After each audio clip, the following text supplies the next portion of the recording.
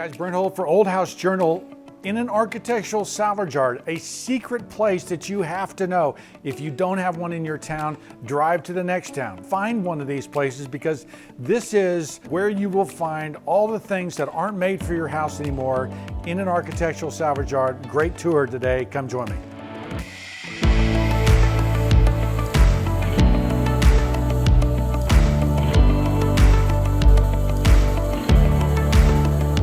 I'm in an architectural salvage yard. I've been coming to this place for 30 years, right? It's one of the first places I found.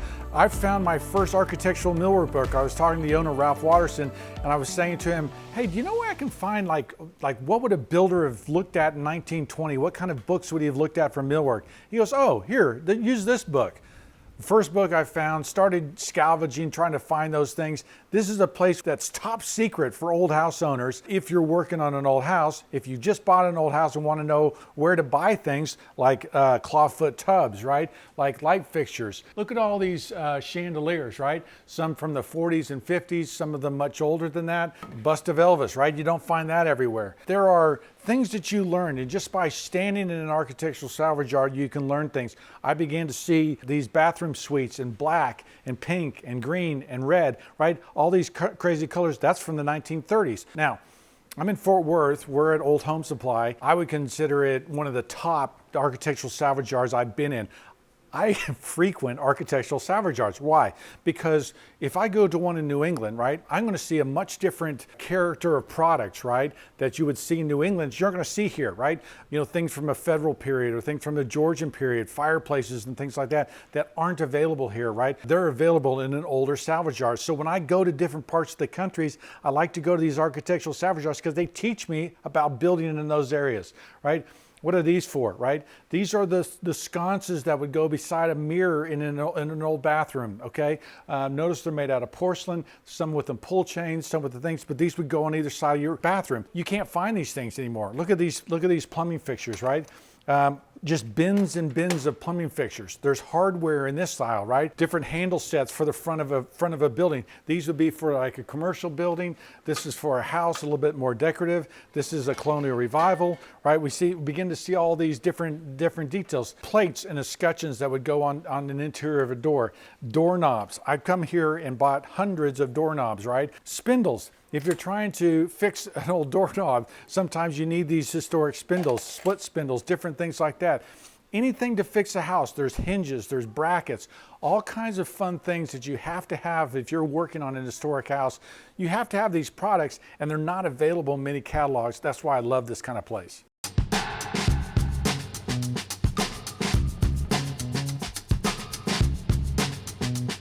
So the other things that we can find here, right? Here is a rim lock, right? Rim lock goes in the outside face of the door, and then you see the transition of hardware styles, right? And these are mortise locks, right? This would go in the inside of a house.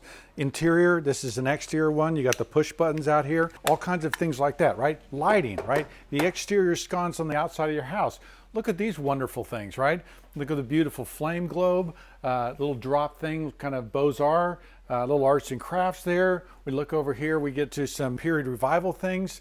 Notice the scale of these things too. One of the other things you learn is that sometimes lights on the outside of new houses are just ginormous, right? These have a smaller scale. And so that's part of the magic of these historic houses, is seeing some of the scale of those products and trying to figure out what's right for your house, right? Look at these bins, right? Full of knobs and pulls, right? That are decorative, that are made for your house. There's just too much here. I'm going to show you some doors and other bigger architectural things. Let's go across the street and look at that building.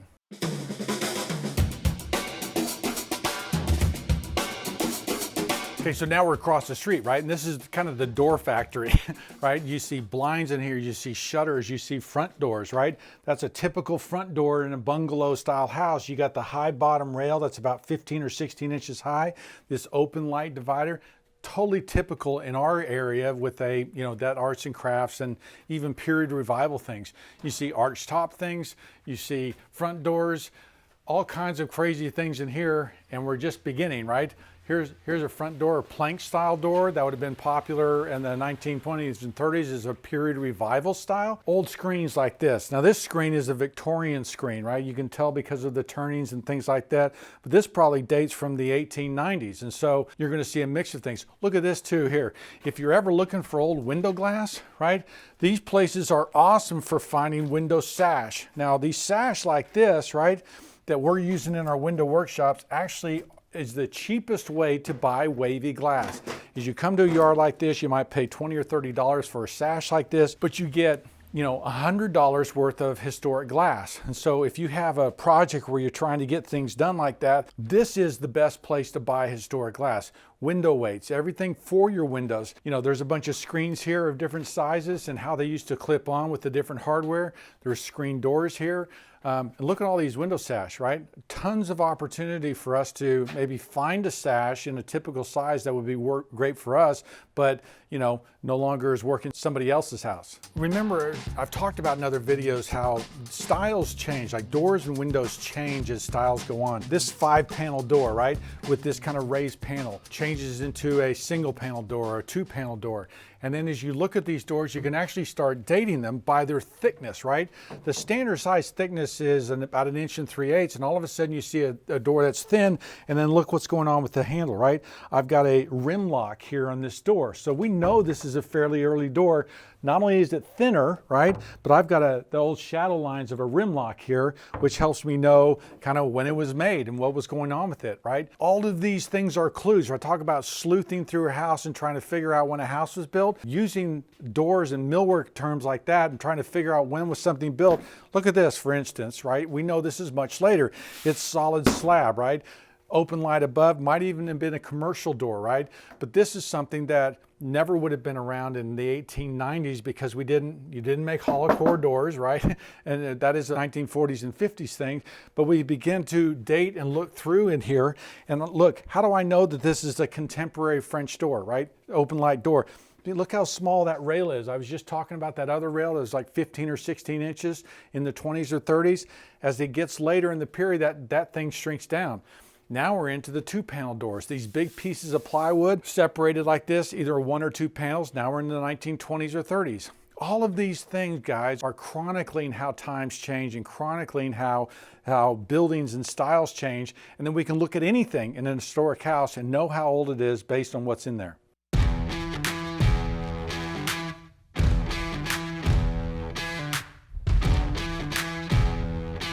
So a lot of things are copied historically in the new houses that copy the past. Here's a great example. These are column posts that would go on a porch, okay? Notice that they're about 6 inches wide, okay? The new ones that you get are about 4 inches wide, right? They don't have the same heft and scale. One of the reasons these things work and are so cool is because of their size and their scale, how tall they are, the amount of detail and decoration. Buying these from the past and then maybe remaking these or copying these would be a much better way, in my opinion, than trying to buy them off the shelf where they won't fit the scale and size of the house you're working on. Look at this bracket, guys, right? This is something that we would see out of the old millwork catalogs, right? They're great teaching lessons for us. One, how they built them. Notice that there's through mortise and tenon. They're holding this piece together, right? And that's pegged, okay? Notice how the turnings and the design and the style are. The scale of it, right? This is a pretty big freaking bracket, but this would have been, you know, something that maybe even on a commercial building, it's so large. But the simple practice of remaking that, right, will teach you to be a better craftsman because you're going to understand how things are put together and why that thing has lasted so long, right? Look at back here. You can find church pews and mid-century modern stuff. So here's a 1890s mantelpiece, right? How do I know that? This applied decoration, this applied detail, this kind of the way this glass is set up in this bowed front. Not a super high style one, but something that's, you know, everyman kind of mantle and fireplace. Look, guys, there's so much here. We've only just skimmed the surface, and that's why I've been coming back for 30 years to this place, because inevitably I'm working on a 1920s house and I need a piece of hardware, or I'm working on a new house and I need some doors that have character, or I need columns, or I need, you know, whatever it is I'm trying to find. The old way of building is in your yard, is in your city there, where you can go back and look at these details, look at this stuff and go, oh, that's what they used to do. Oh, that's where it used to be made, or that's how it was made. Old House Journal guys, go to Old House Online and look into the how-to section, and you'll find a whole list of architectural salvage yards and where they are around you. Again, oldhouseonline.com, and then look for the how-to section for architectural salvage. You'll find a list of these places and a great resource for you, even as you travel and look around and in your neighborhood. They'll make you a better homeowner. Follow me on Instagram and Facebook, Hull Millwork, Hull Homes. A lot of behind the scenes things we're doing there. I'm Brent Hull. Thanks for watching.